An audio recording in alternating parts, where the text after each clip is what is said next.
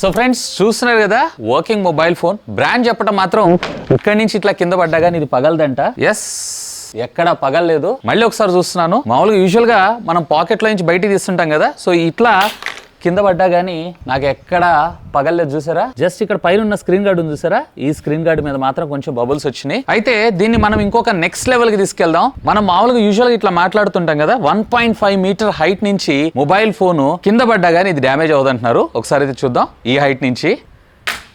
Yes, ఇక్కడ మీరు చూస్తున్నారు కదా, ఒక్క స్క్రీన్ గార్డ్ మీద నాకు కొంచెం బబుల్స్ తప్ప ఎక్కడ డ్యామేజ్ అయితే కాలేదు. ఇంకొకసారి నెక్స్ట్ లెవెల్ ప్రాక్టీస్ చేద్దామా? అండ్ ఇది గిమ్మిక్ ఏం కాదు, బ్రాండ్ చెప్పింది. దీంట్లో వీళ్ళు వాడినటువంటి ప్రొప్రైటరీ టెక్నాలజీ అలా ఉంది అని చెప్పి. సో మళ్ళీ ఒకసారి అయితే చూద్దాం.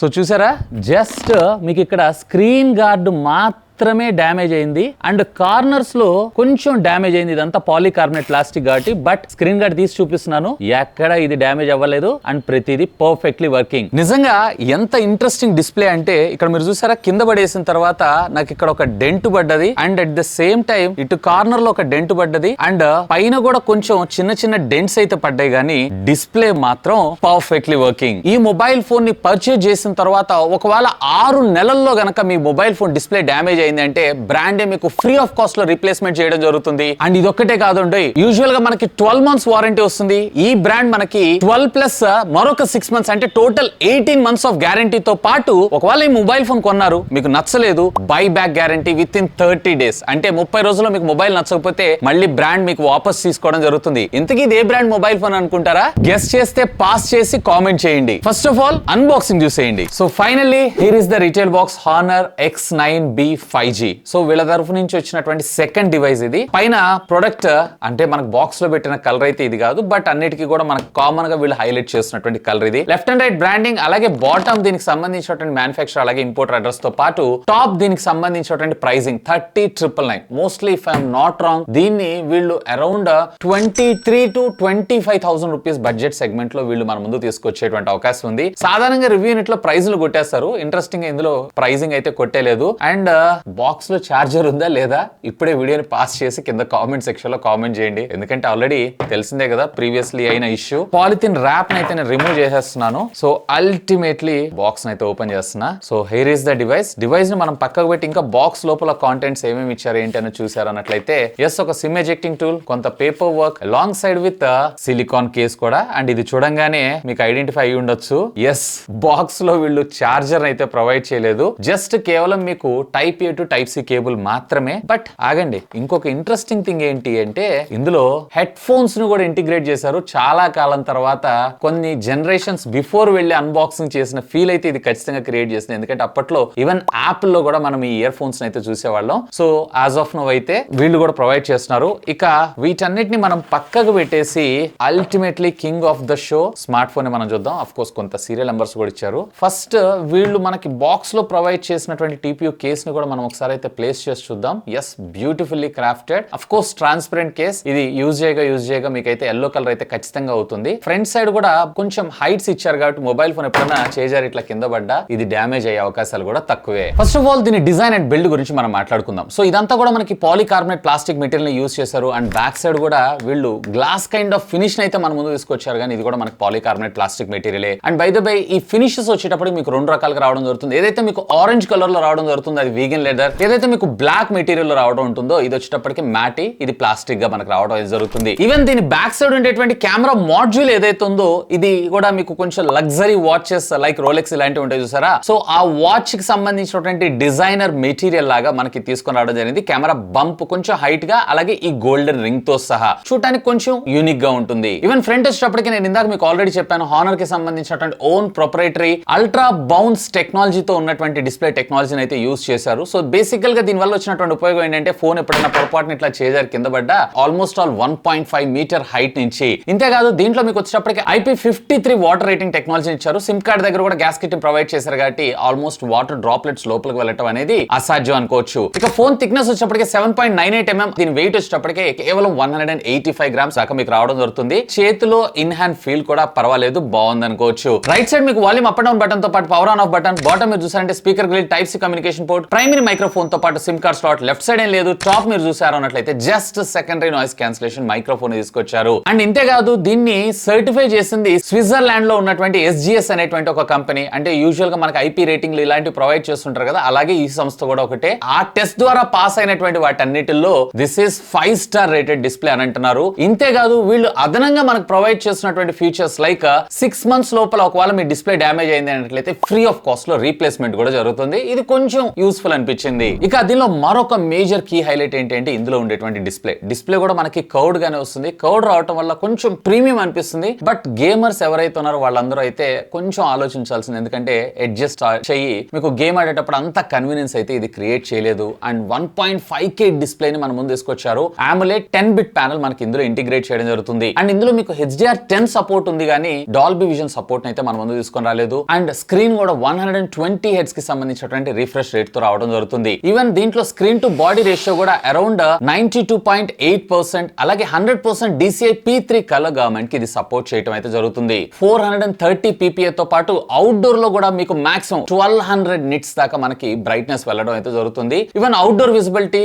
అండ్ ప్రాపర్ సన్లైట్ లో కూడా మీరు ఎలాంటి డిస్ట్రాక్షన్స్ లేకుండా స్క్రీన్ అయితే వాచ్ చేయొచ్చు. ఇందులో 1920 PWM డిమ్మింగ్ తో పాటు మనకి hardware level blue light reflections ఏవైతే వాటిని కట్ ఆఫ్ చేయడం జరుగుతుంది. ముఖ్యంగా ఎక్కువగా స్క్రీన్ చూసే వాళ్ళకి ఎవరైతే ఉన్నారో కొంచెం వాళ్ళ కళ్ళకి ఇది ప్రొటెక్షన్ లాగా మనకు ఉపయోగపడటం అయితే జరుగుతుంది. డిస్ప్లే పరంగా ఈ బడ్జెట్ సెగ్మెంట్ లో దిస్ ఇస్ ఓకే అని అంటాను. ఇక ఆడియో విషయానికి వచ్చారంటే దీంట్లో మీకు డ్యూయల్ స్టీరియో స్పీకర్స్ అయితే లేవు. అది నాకు కొంచెం మేజర్ డ్రాబ్యాక్ అనిపించింది. ఆడియో మాత్రం లౌడ్ గానే ఉంది, క్రిస్ప్ అండ్ క్లియర్ గానే ఉంది. అండ్ ఏ విధమైనటువంటి హైరెస్ ఆడియో సర్టిఫికేషన్ కూడా మనకి ఇందులో ప్రొవైడ్ చేయలేదు. ఒకసారి శాంపిల్ వినేసేయండి.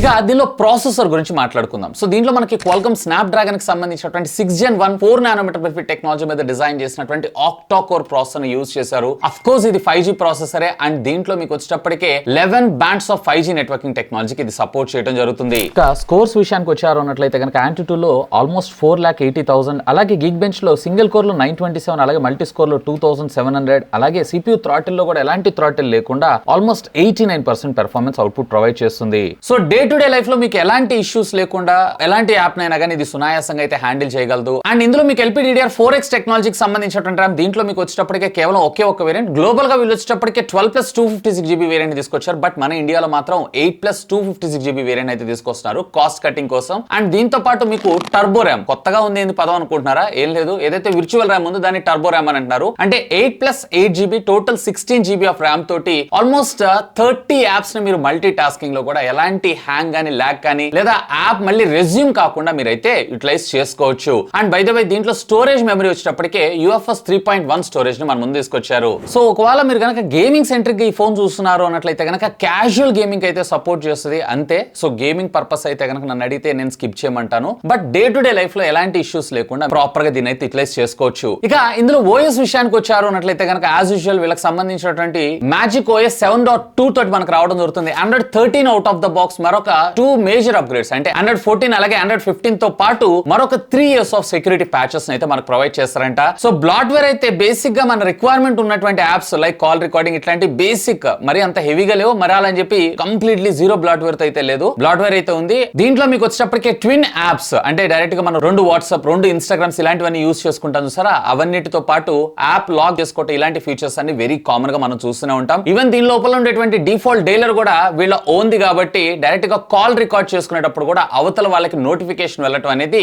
ఆల్మోస్ట్ ఆల్ అసాధ్యం అని చెప్పుకోవచ్చు. సో ఓవరాల్ గా యూజర్ ఎక్స్పీరియన్స్ ఏదైతే ఉందో పర్వాలేదు. ఇప్పుడున్నటువంటి ఆండ్రాయిడ్ సెగ్మెంట్స్ అన్నిటిలో కూడా కొంచెం డీసెంట్ OS అని నేను చెప్తాను. ఇక కెమెరా డిపార్ట్మెంట్ విషయానికి వచ్చారంటే రేర్ వచ్చేటప్పుడు మనకి ట్రిపుల్ కెమెరా లెన్స్ సెటప్ తో మనకు రావడం జరుగుతుంది. HM6 censor, primary censor 108 megapixel అయితే దీన్ని యూజ్ చేశారు. డీటెయిలింగ్ అయితే పర్వాలేదు, బానే ఉంది. అండ్ ఎక్స్పోజర్ ఏదైతే ఉందో ఇంకొంచెం బెటర్ గా ఉంటే బాగుండేది. సాచురేషన్ లెవెల్స్ కావచ్చు, HDR కావచ్చు బానే పెర్ఫార్మ్ చేస్తుంది. ఆల్మోస్ట్ ఇది ఆప్టిమైజ్ సెన్సార్ కాబట్టి దీని గురించి మనం స్పెషల్ గా చెప్పుకోవాల్సిన అవసరం లేదు. ఆఫ్ కోర్స్ కొన్ని శాంపిల్స్ అయితే మీరు ఇక్కడ చూస్తున్నారు. అండ్ డైరెక్ట్ గా మీరు 3x దాకా ఫోటోగ్రాఫ్స్ అయితే క్యాప్చర్ చేయొచ్చు. అండ్ 3x లో బ్యాక్గ్రౌండ్ డెప్త్ ఎఫెక్ట్ మాత్రం ఫెంటాస్టిక్. ఈవెన్ పోర్ట్రేట్ ఫోటోగ్రఫీ కూడా పర్వాలేదు, డీటెయిలింగ్ అంతా బానే ఉంది. మరొక 5 మెగాపిక్సెల్ కి సంబంధించినటువంటి అల్ట్రా వైడ్ యాంగిల్ తీసుకొచ్చారు. ఇది 5 కి బదులుగా 8 మెగాపిక్సెల్ తెచ్చినా బాగుండేది. బట్ బ్రీఫింగ్ సెషన్ లో వీళ్ళని అడిగితే ఎందుకు 5 తీసుకొచ్చారు 8 దాకుండా అంటే డీటెయిలింగ్ ఏదైతే ఉందో సేమ్ ఇస్తున్నప్పుడు దానికోసం ఎక్స్ట్రా మనీ స్పెండ్ చేయాల్సిన అవసరం లేదు. సో 5 మెగాపిక్సెల్ కూడా బాగుందని చెప్పి వీళ్ళు వీళ్ళు చెప్పటం. ఎనీవే పర్వాలేదు, detailing and field of view కూడా అరౌండ్ 119 degrees దాకా మనకు రావడం జరుగుతుంది. మరొక 2 మెగాపిక్సెల్ సంబంధించిన డెప్త్ సెన్సార్ అయితే మనం తీసుకొచ్చారు. ఆఫ్ కోర్స్ దీని గురించి మనం ఎంత తక్కువగా మాట్లాడితే అంత మంచిది. ఇక ఫ్రంట్ వచ్చేటప్పటికి వీళ్ళు 16 మెగాపిక్సెల్ సెల్ఫీ షూటర్ అయితే మనం తీసుకొచ్చారు. పర్వాలేదు, డీటెయిలింగ్ కూడా బానే ఉంది. బట్ ఎక్స్పోజర్ కంట్రోల్ ఏదైతే ఉంది ఇంకొంచెం బెటర్ గా తీసుకొచ్చుంటే, యూజువల్ గా ఈ ఫోన్స్ అన్నిట్లోనూ మనం ఇవే కామన్ గా చూస్తుంటాం,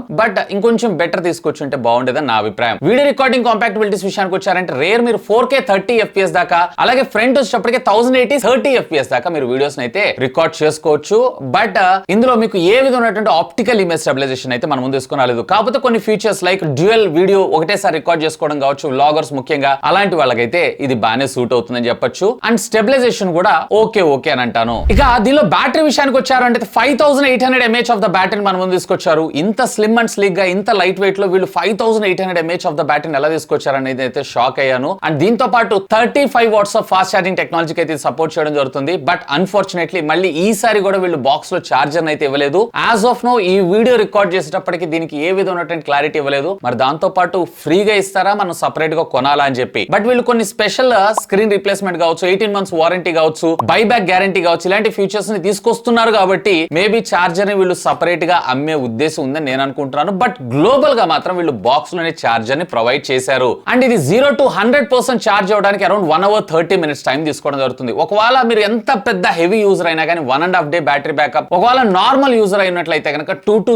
3 days ఆఫ్ బ్యాటరీ బ్యాకప్ రావడం జరుగుతుంది, విచ్ ఇస్ కూల్. చూడబోతే ఈ సంవత్సరం లాంచ్ అయ్యేటువంటి మొబైల్ ఫోన్స్ అన్నిటిలో కూడా ఒకప్పుడు మనకి 5000 mAh స్టాండర్డ్ అయింది కదా, సో ఇప్పుడు 5800, 6000 mAh, 5500 నుంచి 6000 mAh ఏదైతుందో స్టాండర్డ్ అయ్యే అవకాశం ఉందని నేను అనుకుంటున్నాను. దీని గురించి మీ అభిప్రాయం ఏంటి? లెట్ మీ నో, ఖచ్చితంగా కామెంట్ చేయండి. వైర్ అండ్ వైర్లెస్ ఫీచర్స్ విషయానికి వచ్చారంటే దీనిలో మనకి డ్యూయల్ బ్యాండ్ వైఫై తీసుకొచ్చారు, బ్లూటూత్ 5.1 టెక్నాలజీని మనం ముందు తీసుకొచ్చారు. బట్ దీంట్లో మీకు వచ్చేటప్పటికే LDAC, BLE, SBC, AAC ఇవన్నీ కూడా మీకు సపోర్ట్ చేయడం జరుగుతుంది. ఇంట్రెస్టింగ్ గా మనకి NFC ని కూడా ఇందులో ఇంటిగ్రేట్ చేశారు. అండ్ దీంతో పాటు ప్యారల్ గా IR బ్లాస్టర్ కూడా ఇచ్చుంటే మాత్రం ఫ్యాంటాస్టిక్ గా ఉండేదని నా అభిప్రాయం. అండ్ దీంట్లో 11 bands of 5G networking technology, almost all అన్ని సెన్సార్స్, ఏ సెన్సార్ అయితే వీళ్ళు మిస్ చేయలేదు, ఇంక్లూడింగ్ గైరోస్కోప్ సెన్సార్ తో పాటు ఏ based face unlock and under display fingerprint scanner ని కూడా మనం ముందు తీసుకొని రావడం జరిగింది. అండ్ ఇక సార్ వాల్యూస్ విషయానికి వచ్చారంటే సార్ వాల్యూస్ కూడా స్టాండర్డ్ గా 1.6 ఉండాలి. మనకి ఇది బాడీకి వచ్చేటప్పటికే 1, అలాగే హెడ్ కి వచ్చేటప్పటికే 0.83 గా మనం ముందు తీసుకొచ్చారు, విచ్ ఈస్